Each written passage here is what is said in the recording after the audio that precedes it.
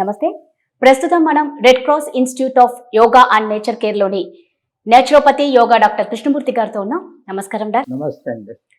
Doctor, ఇప్పుడు చూస్తే ఈ చలికాలంలో ప్రతి ఒక్కరికి స్కిన్ ప్రాబ్లమ్స్ ఉంటాయి, ఇంకా అదే విధంగా హెయిర్ ప్రాబ్లమ్స్ కూడా ఉంటాయి. స్కిన్ ఏమో బాగా ఇచ్చింగ్ అవుతూ ఉంటది, మొత్తం డ్రై అయిపోతుంది, పొట్టు పొట్టుగా ఉంటుంది. హెయిర్ చూస్తే హెయిర్ కూడా బాగా రఫ్ అయిపోతుంది, ఇంకా అదే విధంగా డాండ్రఫ్ కూడా వస్తుంది.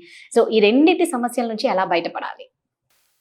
ప్రకృతి సిద్ధ పరంగా అండి ఈ స్కిన్ ప్రాబ్లమ్స్ కానీ హెయిర్స్కి సంబంధించిన ప్రాబ్లమ్స్ కానీ ప్రేగల్లో టాక్సిన్స్ చేరే దాని మూలాన ఆ పెద్ద ప్రేగల్లో నుంచి అన్వెల్ ఎలిమినేటెడ్ టాక్సిన్స్ లివర్కి వచ్చి స్కిన్ మీద డిపాజిట్ అవుతుందండి. కాబట్టి ముందు మలబద్ధకం లేకుండా చూసుకోవాలా. వాళ్ళ ఏజ్ని బట్టి సక్రమంగా నీళ్లు తాగాల. ఆ తర్వాత ఏం చేస్తుందంటే వాళ్ళు శరీర శ్రమ చేయాలి, స్వెట్టింగ్ వచ్చేటట్టు చూడాలి. లేకుంటే ప్రకృతి చికిత్సలు అయితే మర్దన చికిత్స అని ఆవిరి స్నానం అని ఉన్నాయి. ఇవి కూడా స్కిన్ సర్క్యులేషన్ ఇంప్రూవ్ చేస్తుంది. ముఖ్యంగా వింటర్లో వచ్చే స్కిన్ ప్రాబ్లమ్స్ అన్నీ వాళ్ళు తక్కువ క్వాంటిటీ ఆఫ్ వాటర్ తీసుకునే దాని మూలాన వస్తాయి. ఈ చర్మతలం మీద చాలా చిన్న బ్లడ్ వెజల్స్ ఉంటాయి. మీరు సక్రమంగా నీళ్ళు క్వాంటిటీ తీసుకోకపోయినట్లయితే ఈ బ్లడ్ వెజల్స్ ముడుచుకొని పోయి స్కిన్కు సరిగా బ్లడ్ సర్క్యులేషన్ రాదండి. ఇంకోటి బయట నుంచి వచ్చినప్పుడు దుమ్ము ధూళి అయింది పడుతుంది. ప్రతి ఒక్కరు రోజు గోరువెచ్చని నీళ్ళతో ఒకసారైనా స్నానం చేయాలా.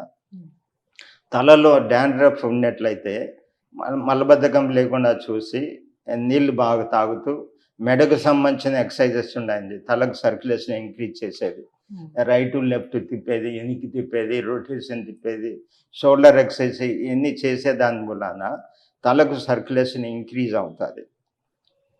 ఈ తలకు కూడా మెడికేటెడ్ షాంపూస్ వాడకుండా ఈ పూర్వం మాదిరి కుంకుడుకాయ సీకాయ కానీ కొన్ని లీఫ్ పౌడర్లు గోరువెచ్చని నీళ్ళల్లో మిక్స్ చేసి హెయిర్ రూట్స్కి పట్టించి తర్వాత స్నానం చేయడం మంచిది.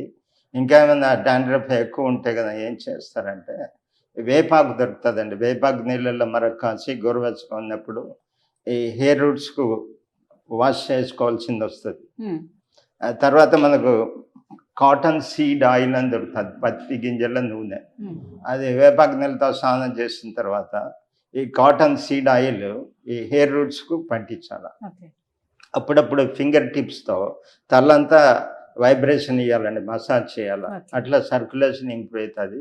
వాటర్ ఎక్కువ తీసుకోవడము, తలకు సంబంధించిన ఎక్సర్సైజ్ చేయడము, మలబద్ధకం లేకుండా చూసుకోవడము, అప్పుడప్పుడు స్వెట్టింగ్ వచ్చేటట్లు శరీర శ్రమ చేయడం మూలాన మన స్కిన్ ప్రాబ్లమ్స్ తగ్గించుకోవచ్చు. మీరు ప్రాక్టికల్గా చూడొచ్చు. ఒకవేళ చర్మం మీద దురదలు అవన్నీ ఎక్కువ ఉంటే మీరు ఏం చేస్తారంటే పెసరపిండి, శనగపిండి గోరువెచ్చని నీళ్ళలో పేస్ట్గా చేసి అన్ని సోప్స్ బంద్ చేసి ఈ పేస్ట్ శరీరం అంతా అప్లై చేసి ఒక 5 minutes ఆగి స్నానం చేసే దాని మూలాన కూడా మీకు స్కిన్ డ్రై కాదు. ప్రతి సోప్లోనూ కెమికల్స్ ఉంటాయి. ఆ కెమికల్స్ మన చర్మం మీద ఉండే స్వెట్ గ్లాండ్ని దెబ్బతీసి అవి ఫంక్షనింగ్ చేయకుండా చేస్తాయి. కాబట్టి ఆర్టిఫిషియల్ షాంపూస్ కానీ పౌడర్స్ కానీ సోప్స్ వాడకుండా ఇట్లా పూర్వం మాదిరి న్యాచురల్ సోర్సెస్కి వెళ్ళాలి. నీళ్ళు బాగా తాగాల, శరీర శ్రమ చేయాల. ఇలా చేస్తే మీకు స్కిన్ ప్రాబ్లమ్స్ రావు, డాండ్రఫ్ రాదు, హెయిర్ ఫాలింగ్ కూడా ఉండదు. ఇప్పుడు మామూలుగా చర్మం అంతా ఇట్లా పొడి పడిపోయినట్టు అంతా ఉంటుంది కదా డాక్టర్.